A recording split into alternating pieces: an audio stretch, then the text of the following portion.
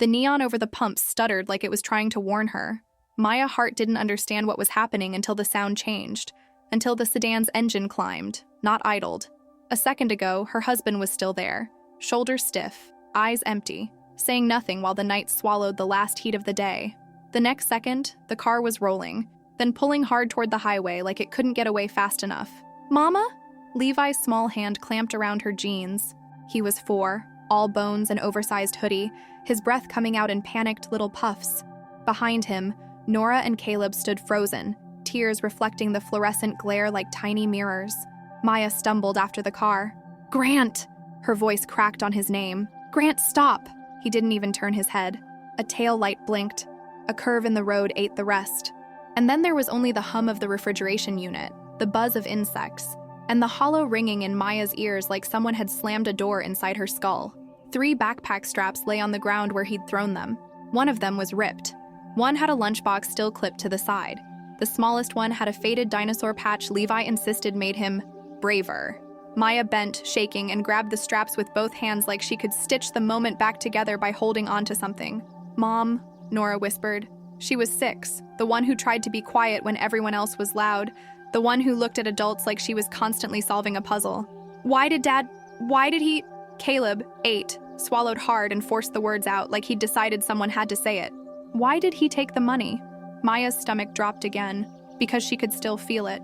The exact second Grant had reached across the console, not asking, not explaining, just grabbing her wallet like it belonged to him. The way he'd peeled it open, thumbed through what little they had, and slid the bills into his pocket without looking at her face. He'd tossed the empty leather back into her lap like it was trash. "You want the truth? I'm buried," he'd said. Not scared, not ashamed, cold, like a man reading weather. "It's 200 grand. I'm not dragging you down with me. You're leaving us?" Maya had said, and her voice had sounded like it belonged to someone else. "Grant, we're your..." He'd cut her off with a laugh that wasn't humor at all. "You and the kids are anchors. You slow me down. Figure it out." Then the worst part. He'd taken her phone, not to check it, not to call someone, to smash it. One violent motion, screen into spiderweb, another slam, glass confetti on concrete. Their only link to anyone who could help turned into a dead, glittering rectangle. Maya's fingers curled now around the broken strap of Caleb's backpack. She could taste metal in her mouth. Her heartbeat wouldn't settle. She counted her breathing the way she'd once taught Nora. 4 in, hold, 4 out. But panic ignored math. A woman inside the station, a tired clerk with a face that looked like it had learned to stop hoping, pushed the door open just long enough to call, "We're closing in 30. You can't stay." Maya nodded like she understood, like she had a plan, like she wasn't about to be a mother of 3 standing under failing lights with $23 and a dead phone. When the clerk went back inside, Caleb moved without being asked. He took off his thin jacket, the one with the broken zipper, and draped it over Levi's shoulders. Levi protested for half a second, then his shivering got worse and he clung to Maya's leg again. "Mama," Levi wheezed. The cold caught in his chest. That familiar tightness that always started with a little cough and turned into the kind of breathing that made Maya's blood run icy. "It hurts." Maya knelt, pressing Levi's head to her shoulder. "I know, baby, I know. Look at me, in and out." "Like we practiced." Levi tried. His small chest fluttered. Nora started crying without sound, the way children do when they don't want to make it worse for you. Caleb stood between them and the darkness beyond the pump lights like an undersized guard. His hands clenched and his jaw locked. He looked older than 8 in that moment. "Mama," he said quietly, "is Dad coming back?" Maya wanted to lie. She wanted to give them a softer world than the one she was watching collapse. But her throat wouldn't cooperate, and she'd promised herself after the last time Grant threw a plate across the kitchen that she would stop making excuses sound like love. "No," she whispered. "He's not coming back." Nora made a tiny sound, like air leaving a balloon. Levi clung tighter. Caleb didn't cry. He just blinked hard and stared down the highway as if he could force the truth to reverse. If you've ever been abandoned so cleanly it feels surgical, if you've ever stood somewhere and realized there is no one left to call, then you know what Maya felt next. Shame first, then anger, then a terrifying emptiness where hope used to be. And then, near 11, when the station's interior lights clicked off and the clerk locked the door, the night changed. It wasn't one engine. It was a low, synchronized rumble, smooth, controlled, expensive. 3 black SUVs turned off the highway, and rolled into the lot like they owned the asphalt. No music, no headlights blasting, just presence. They parked in a line, perfect spacing, like an escort. Maya pulled her kids behind her, one arm around Nora, the other locking Levi against her hip. Caleb stayed in front anyway, because he couldn't help it. Doors opened.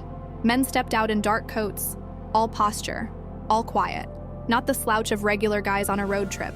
These men moved like they were always watching corners. Maya's mind flashed with every story she'd ever heard about people who vanish from empty places. Her heartbeat started climbing again. She shifted her feet, scanning for exits that weren't there.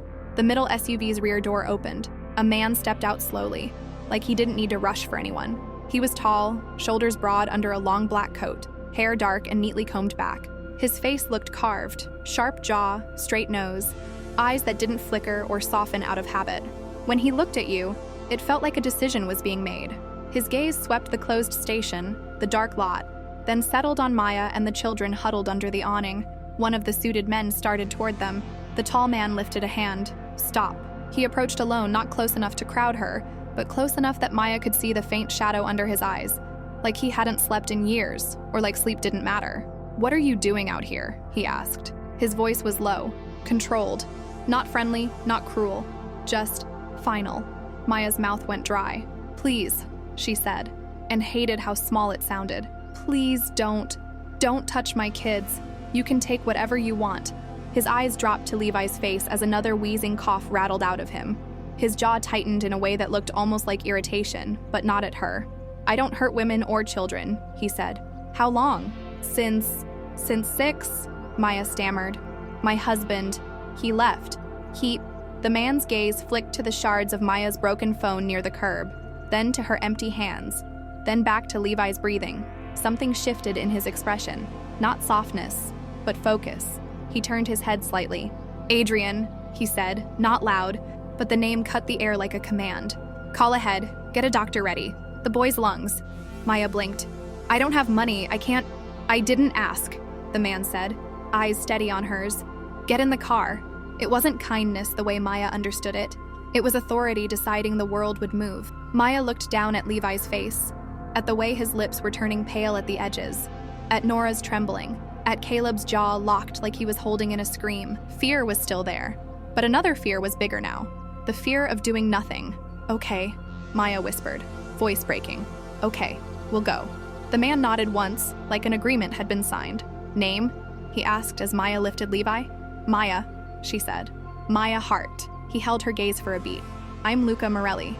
The name didn't mean anything to her yet, but it would, because Luca Morelli was not a wealthy stranger on a late-night errand. He was the man people avoided naming in certain neighborhoods, the man whose reach made police look away and rivals disappear, the kind of man you don't ask for help unless you're already at the edge. Maya climbed into the SUV with her children, and the door shut with a soft, expensive thud that sounded like the end of her old life. Warmth hit them first, then silence. Leather seats, clean air, a faint scent of expensive cologne, and something sharper beneath it, like steel. Luca sat across from her, eyes turned toward the window like he was watching a future only he could see. The man called Adrian sat nearby, stone-faced, scanning Maya and the kids with open suspicion. "We don't know her," Adrian murmured. Luca didn't even glance over. "I know enough." Levi coughed again, harder, his small body shaking. Maya pressed her hand to his back. "Breathe, baby. Please." Luca turned then. His eyes settled on Levi with the same focused attention he'd used in the parking lot. He pulled out his phone and spoke once, clipped, efficient. Then he looked at Maya. "The doctor will be waiting," he said. "You're not sleeping cold tonight." Maya didn't know if she should thank him, fear him, or both. All she knew was that the darkness outside the window was still there, but it was no longer swallowing them whole. The building they stopped at didn't look real. It wasn't just tall. It was glass and gold and light, a bright vertical slice cutting into the night like someone had opened a door into a different universe. A hotel where the lobby glowed like a museum, where the floor shone so clean Maya was afraid to step wrong and leave a footprint that would expose her as an intruder. The convoy pulled up. A doorman moved before the engines even died. Not surprised, not curious, as if this kind of arrival was scheduled. Luca stepped out first, and the air around him changed. People didn't stare. They didn't whisper. They simply made space, the way a crowd parts for a storm it recognizes. He turned and opened Maya's door himself, a small gesture, nothing dramatic, but it shook her more than the SUVs did. Maya climbed out holding Levi, whose breathing still whistled like someone had tightened a string inside his chest. Nora grabbed Maya's sleeve. Caleb stayed close, eyes scanning the lobby like he was cataloging exits. They crossed the marble floor under chandeliers that looked like frozen fireworks. Maya felt dirty and out of place and painfully aware of her kids' worn shoes and the way Nora's hair was frizzing from the cold. A private elevator opened without a wait. No button pushing, no questions. Inside the elevator, Lucas spoke like the walls couldn't hear him. "Doctor will come up." Maya nodded, throat too tight for words. Levy's head rested on her shoulder, his eyelids heavy. When the doors opened, the suite looked like something people filmed commercials in, ceilings high enough to echo. A living room with a fireplace already lit. Huge windows showing the city like a pile of diamonds poured onto black velvet. 2 bedrooms, a kitchen, a table set with water already waiting. Nora whispered, "Mom, is this for us?" Maya didn't know how to answer without crying, so she just squeezed Nora's hand. The doctor arrived within minutes. A man in a crisp white coat with a leather bag, moving like he'd done this 100 times. He didn't ask Maya for insurance. He didn't ask for a payment. He just knelt beside Levi, listened to his chest, asked quick questions, and nodded. "He's having a flare," the doctor said. "Cold exposure aggravated it. I'm giving an inhaler and medication tonight. He'll stabilize." Maya felt her knees go weak. Relief hit her so hard it was almost pain. The doctor left. A food cart arrived as if on cue. Soup that smelled like actual chicken, not powdered seasoning, warm bread, pasta, milk. Nora stared like she was afraid the plates might vanish if she blinked.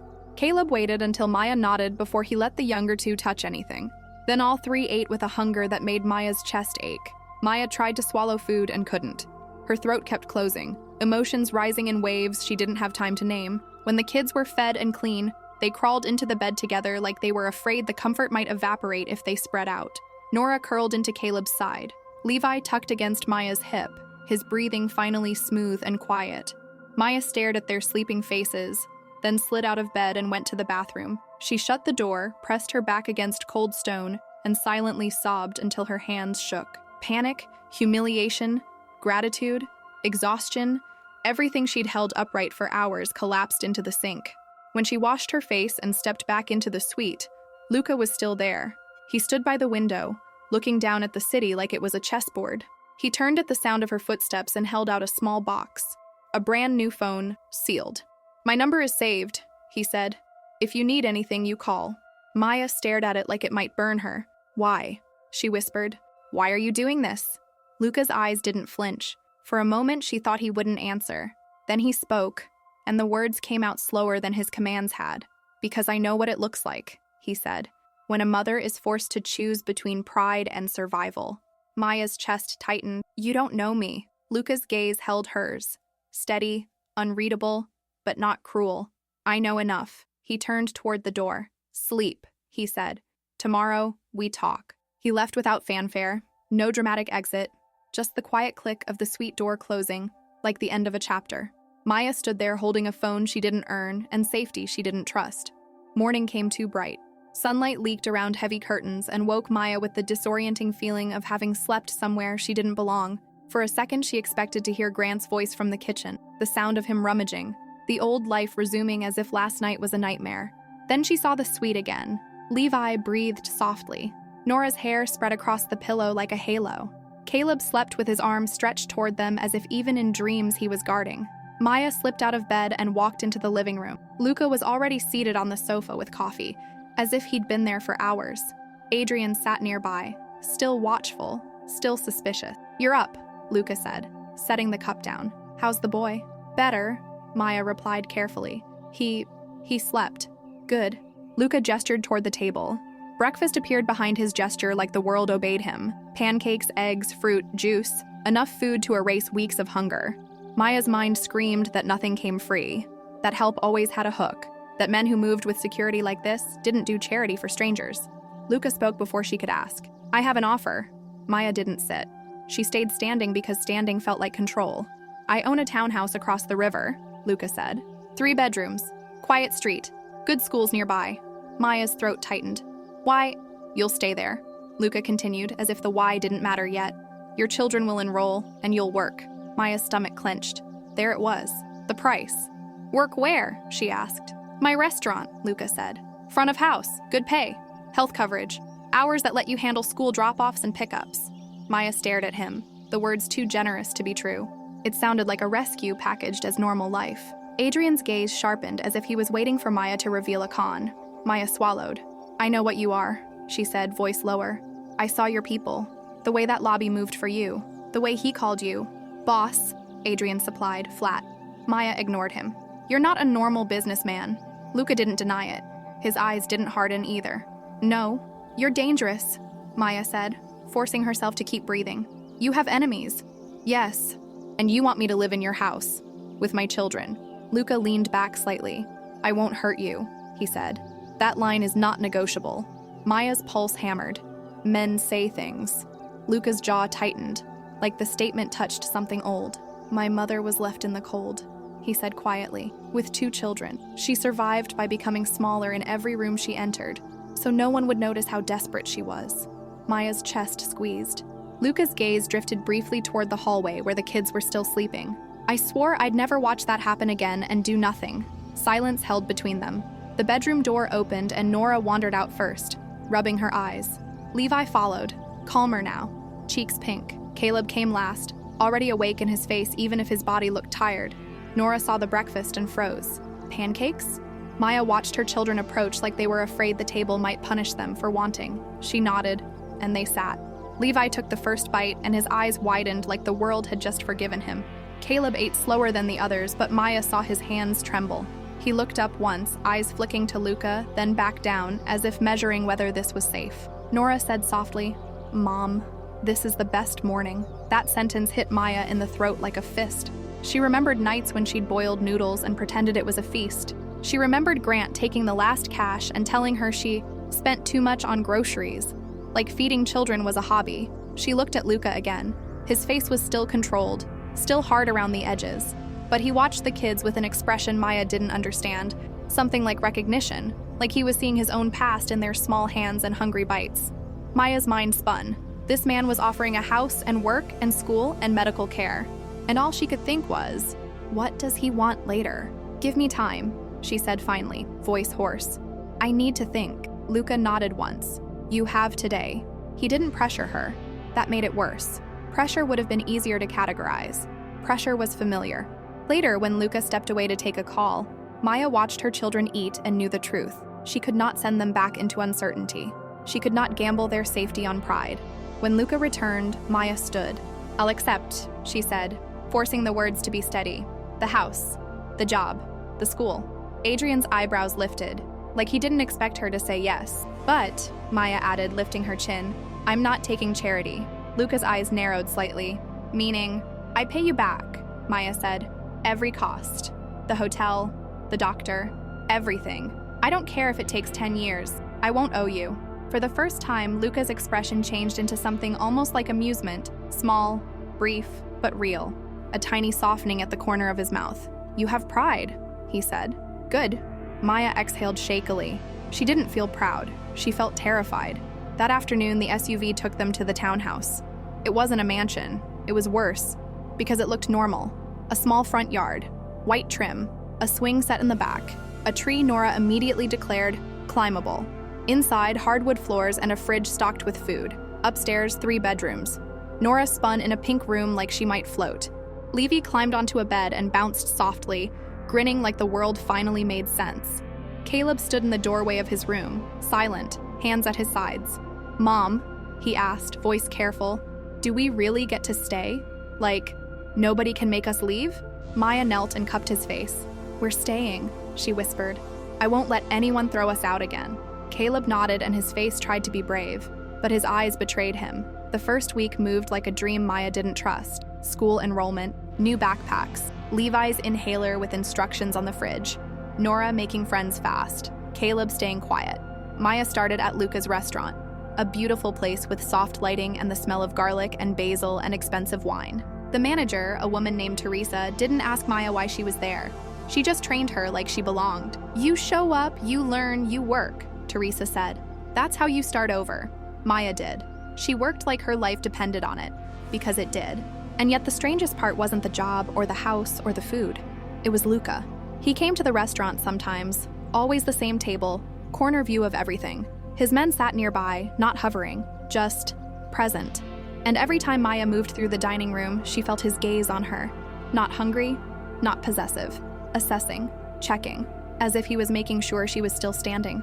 One night after closing, while Maya wiped tables and Teresa counted receipts, Luca spoke without warning. "How are the children?" Maya froze, surprised. "Fine," she said.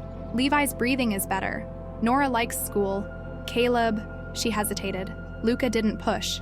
He just nodded once, like he already understood the hesitation. "That boy is carrying something," Luca said. Maya's throat tightened. "He's seen things." Luca looked toward the dark window. "So did I," he said quietly. That sentence opened a door. After that, there were nights where Luca stayed after closing, drinking espresso that cooled untouched, talking in pieces, not confessing, not performing, just letting Maya see a sliver behind the armor. He spoke of a childhood where men used their fists as punctuation, of a mother who worked until her hands split, of learning early that power was the only language cruel people respected. Maya listened, heart heavy, because it sounded too familiar. And slowly, without Maya's permission, the feeling inside her began to shift. Not trust, not love, something worse, something like safety. And safety, after years of fear, is addictive. Then, one afternoon, Nora came home with a drawing. "Our family," she announced, proud. Maya smiled until she saw it. 5 figures, her, the 3 kids, and a tall man in black beside her. "Uncle Luca," Nora had written in messy letters. "He's family," Nora said simply, "because he brought us home." Maya stared at the picture like it was a prophecy, because deep down she knew, if Grant came back, if the past came knocking, this fragile new life would be tested. And Luca Morelli did not lose tests. Caleb broke first. It wasn't dramatic.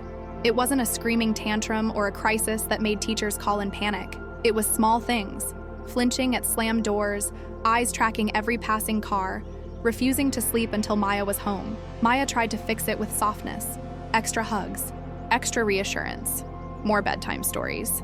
But trauma doesn't dissolve because you speak kindly to it. One night, Caleb padded downstairs with his pillow under his arm and stood in the doorway like he didn't know how to ask permission to be a child. Maya patted the couch. "Come here." He sat beside her, silent for so long she thought he might fall asleep upright. Then, voice barely above a whisper, "Mom, is Luca going to hurt you?" Maya's chest tightened so hard she couldn't breathe for a second. "No," she said immediately, pulling him close. "No, never." Caleb didn't relax. "Dad was nice at first," he whispered. Then he wasn't. Maya held her son tighter. She felt the old rage rise, rage at Grant, rage at herself for staying too long, rage at the world that let men like Grant keep pretending. "I promise," Maya said, and this time it wasn't a comfort statement, it was a vow.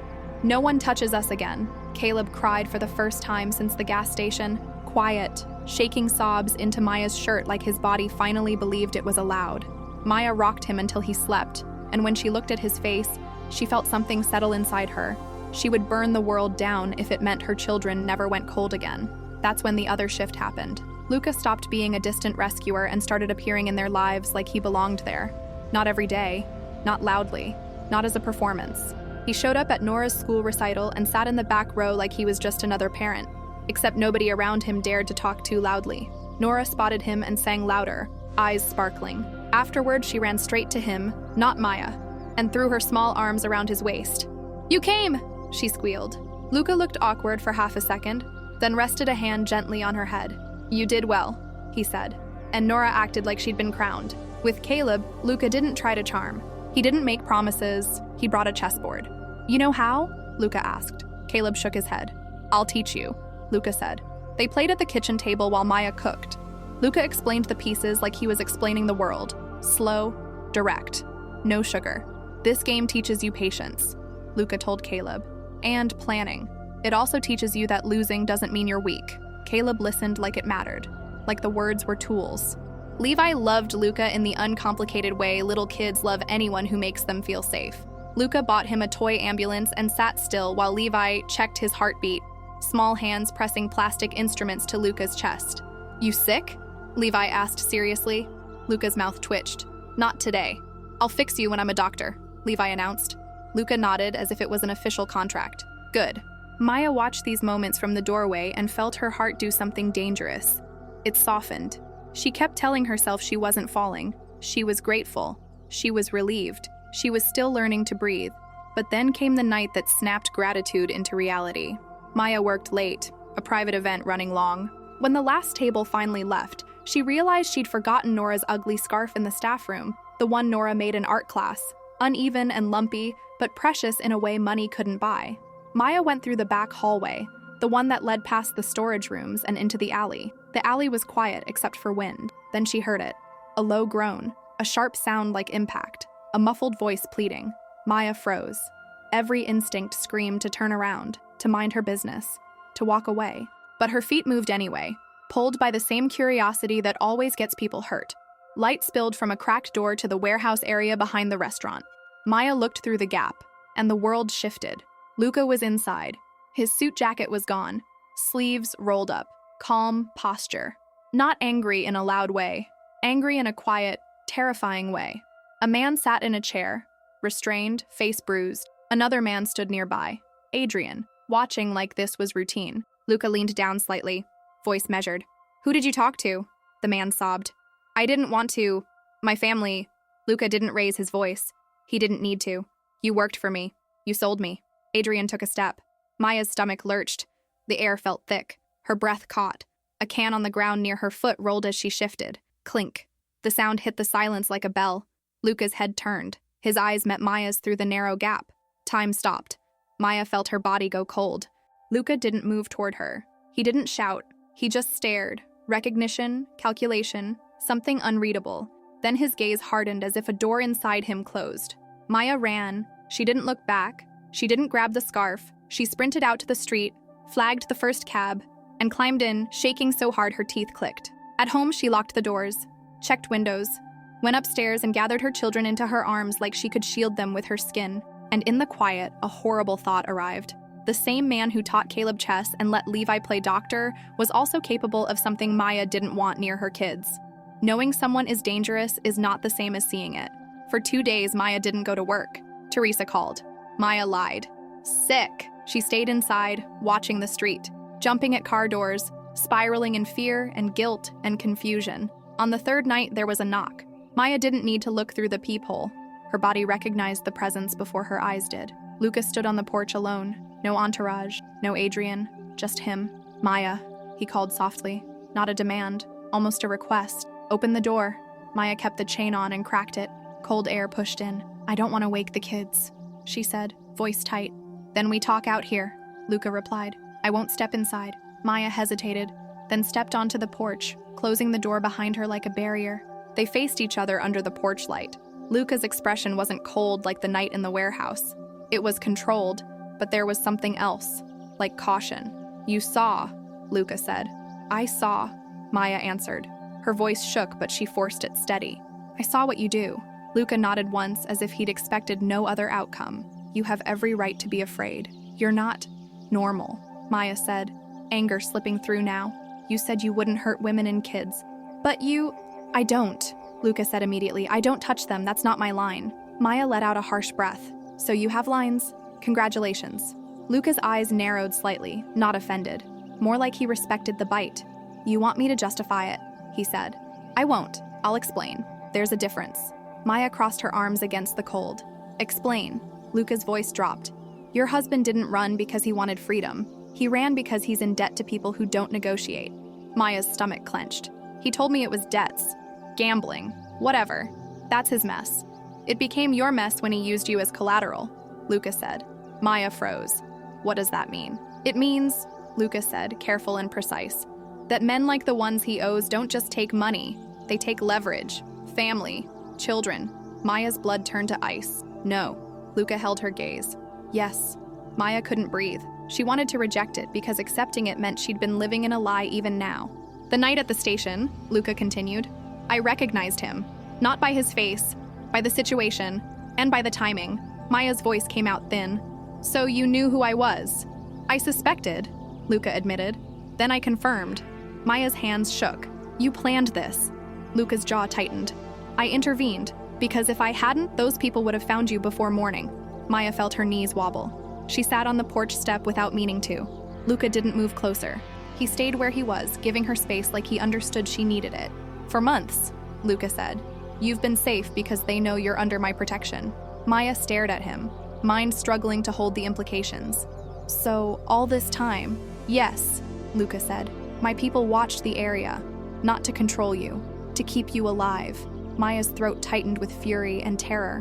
Why didn't you tell me? Luca's voice softened slightly. Because fear destroys families faster than enemies do. Silence stretched. Maya's breath clouded in the cold. She stared at Luca's shoes, at the porch boards, anywhere but his eyes, because looking at his eyes made it harder to hate him. You're scared I'm dangerous to your kids, Luca said quietly. Maya laughed once, bitter. You are dangerous. Yes, Luca said. He didn't flinch.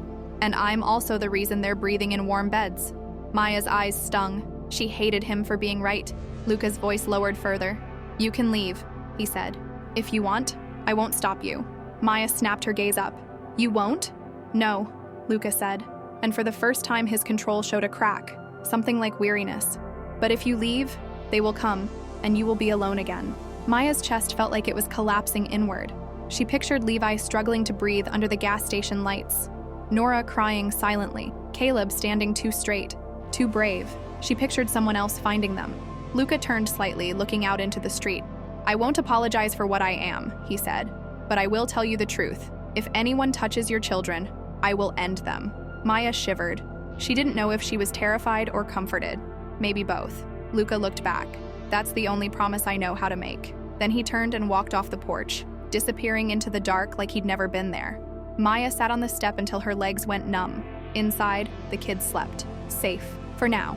A week passed in a tight, silent blur. Maya went back to work, smiled at customers, pretended her world wasn't split in half. At night, she lay awake and listened to the quiet, the kind of quiet that feels like a held breath. Nora asked why Luca wasn't visiting. Levi asked when he could show Luca his doctor kit again. Caleb watched Maya like he was waiting for the truth to fall out of her mouth. On the 7th night, Maya called Luca. He answered immediately, like he'd been waiting. I need to see you, Maya said. Alone. A pause. Then, the pier. Cold ocean air slapped Maya's face when she arrived. Luca stood at the far end, hands in his coat pockets, staring at black water glittering with distant lights. Maya walked up beside him. They didn't touch. They didn't smile. They just stood and breathed. I should hate you, Maya said finally. I should run. Yes, Luca agreed, voice low. But I can't, Maya whispered, and tears burned. Because you kept us alive. Luca turned, eyes steady. You're here because you feel it too, he said. The truth, we understand each other in a way normal people don't. Maya shook her head, tears falling. That's the problem. Luca's voice softened. You and your children make me want to be better, he said. Not safer, better. Maya's heart stuttered. She stepped closer. He didn't. But when she lifted her face, Luca finally moved. Slow, careful, like he was afraid to break something. Their kiss was not fireworks. It was trembling. A decision made in the dark by two people who knew the world wasn't kind. And in that moment, Maya chose a dangerous kind of safety. 6 months later, the past came back. It happened in broad daylight, because Grant was never brave enough to face her in the dark. Maya's phone rang during her shift, the school. Her blood went cold before the voice even finished the first sentence. There's a man here claiming to be Caleb's father, the staff said. Caleb panicked and ran inside. We didn't let him through the gate. Maya dropped everything and drove like the road was on fire. Grant stood outside the school fence, thinner than before, eyes wild, smile too sharp. He looked like someone who'd been running and losing. Maya, he shouted. So that's where you hid them. Maya's hands shook, but her voice didn't. You don't get to say their names like you didn't abandon them, Grant laughed. You think you're tough now? New house, new job. I heard you found yourself a protector. Maya's stomach dropped. What are you talking about? Grant leaned in, grin turning nasty. I know about Luca Morelli. Maya's pulse roared. Leave. Grant's eyes glittered. No, I want what I'm owed. He shrugged. 100,000. Then I disappear. I won't make calls. I won't tell anyone what kind of man you're sleeping beside. Maya felt sick. He wasn't here for the kids. He was here for money. Again. No, Maya said. Grant blinked. Excuse me? I said no, Maya repeated louder. You don't get to blackmail me. Grant's face twisted. You're nothing without me. Maya stepped closer, voice sharp. Without you, I finally breathe. Grant's smile vanished. Hate showed. You'll regret that. Maya didn't flinch. Try me. That night, she told Luca everything. Luca listened without interrupting, but the air around him changed with each sentence, a storm building behind his eyes. Adrian arrived later, face grim. "Boss," he said, and Maya hated how normal the word sounded in this house now. "We checked Grant. He didn't just find you, he sold information." Maya's blood went cold. "To who?" Adrian's gaze slid to Luca. "To the crew that's hunting him." Silence swallowed the room. Grant had traded his children again. Luca's voice went calm, which was the most frightening sound Maya had ever heard. "Where is he?" Adrian answered. "We can get him tonight." Maya's chest tightened. She knew what "get him" meant in Luca's world. She remembered the warehouse, the chair, the pleading. "No," Maya said, stepping forward, grabbing Luca's hand. "You can't." Luca's eyes snapped to hers. "He put your children in danger." "I know," Maya whispered, tears rising, "but he's still their father. And one day they'll ask. I don't want their answer to be that." Luca's jaw clenched like stone. "He deserves consequences. He deserves to disappear," Maya said, voice shaking but firm. "Not become a ghost story in my kids' lives." Luca stared at her for a long moment. The room held its breath. Then he exhaled like it cost him. "Fine," he said. "For you." That was Luca's version of love. Restraint. Security increased overnight. A car parked down the street. Men watching corners. Maya tried to pretend it was normal. It wasn't. A week later, at the park, sunlight and laughter shattered in seconds. A white van tore through a side entrance like it was aiming for chaos. Doors flew open. Men rushed out. Maya's body moved before thought. She grabbed Nora, scooped Levi, and screamed for Caleb. Caleb ran, face white, eyes huge. But he ran. Shots cracked in the distance. Short, controlled bursts from Luca's security moving fast, intercepting faster. Maya dove behind a low wall with her children and pressed their faces into her body, like she could absorb the world's violence for them. Levi hit his forehead in the scramble, blood warm on Maya's hand. Nora sobbed. Caleb stared at nothing, silent, like he'd left his body to survive. Sirens arrived. The chaos ended, but something inside Maya snapped into a new shape. Safety was no longer a feeling. It was a fight. Luca arrived at the hospital 20 minutes later, walking in like a judge. Calm steps, cold eyes. Rage contained so tightly it made the air feel thinner. He looked at Levi's bandage. Then he turned to Adrian and gave a single nod. Maya didn't ask what it meant. This time, she didn't stop him. Because when someone touches your children, you stop thinking in morals and start thinking in endings. And Luca Morelli was a man who wrote endings for a living.